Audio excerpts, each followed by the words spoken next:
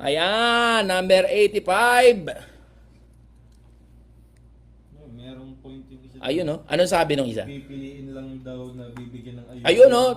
Zamboanga, Pasig, Albay, Pangasinan. Ay, may ganun nga. Oo nga. Ang dami-dami natin na, ang dami mga nagko-comment, oh. Ang party list ko po ay number 85, Kamanggagawa. 4 days na lang mga boss, kampanyahan na. Antayin po ninyo ko sa inyong mga lugar. Mag-house to house tayo. Wala akong pamimigay na ayuda. Wala kaming ipamimigay na grocery bag. Wala kaming 500. Wala kaming 1,000.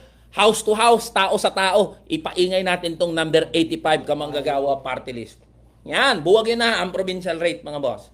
Alright, ang dami-dami natin nanonood ngayon. 2,000 mahigit sa TikTok. Meron din tayo sa Facebook na live. Nakailang punto ka na daw? Nakailang punto? Apat na eh. May Apat panglima. na. Ano yung panlima? Ano yung panlima? Bibigyan lang kapag ikaw ay rehistradong Ayun! botante. Bibigyan ka lang ng ayuda Itatanong kapag... sa'yo, ano present number mo? Ayan ang problema natin, Ano di ba? present number mo? May ayuda ka kapag registered voter ka. Ayan. Pag wala kang, hindi ka rehistrado, puta wala, kawawa ka. Wala.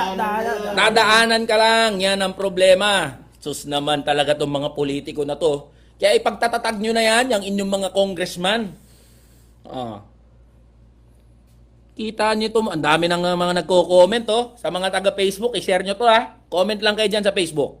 Dito tayo sa TikTok, dami rin nanonood na nandito. O yan ang problema natin mga boss. Yan ang realidad na hinaharap natin ngayon mga boss. Diba? O susunod nating topic. Susunod nating topic mga boss. Ang susunod nating topic, MMDA. Ay, nako naman talaga itong MMDA na to. Yung pinakamatatalino. Ang tatalino ng mga taga-MMDA. The best, the brightest, the greatest. Yes. Yan, mga taga-MMDA. Best, brightest, and greatest. The Mga great leaders of transport. Kita ninyo talaga itong mga taga-MMDA na to eh. O mga boss, alam nyo ba sabi? Alam nyo sabi ng MMDA? Oy, mga commuter na mga manggagawa, makinig po kayo. Mga manggagawang commuter, mga manggagawa na gumagamit ng bus. Sabi ng MMDA, para daw mabawasan ang traffic, kailangan daw tanggalin ang bus lane. Para daw mabawasan ang traffic, kailangan daw tanggalin ang bus lane. Payag kayo doon mga boss? Lahat ng agree, type yes. Lahat ng hindi agree, type no. Oh. Melvin Mayo, hello, magandang gabi. O yan, ang dami nagno-no, oh. Ang daming nagno-no. Ang daming nagko-comment ng no. Naniniwala ba kayo mga boss na kapag tinanggal ang bus lane, mababawasan ng traffic? Type yes if you agree. Type no if you don't agree. Oh, kita ninyo yan, no? Ay, nako, oh. Oh, ito. Birada na tayo ngayon mga boss. Sabi ni MMDA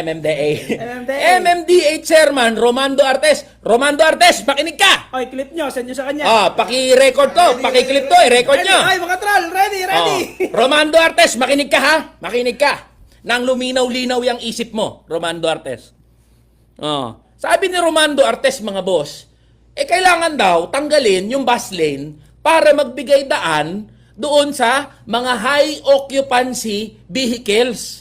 Anong ibig sabihin ng high occupancy vehicles? Ibig sabihin, mga private cars to na dapat nagsasakay ng 3 hanggang 4. Kita ninyo? Oy, ang dami nun. Kung di ka ba namang gunggong, Ang dami nun. 3 to 4. Chairman Romando Artes, kung di ka namang gunggong, kung di ka ugok, ano pa ba ang mas high occupancy kumpara sa bus?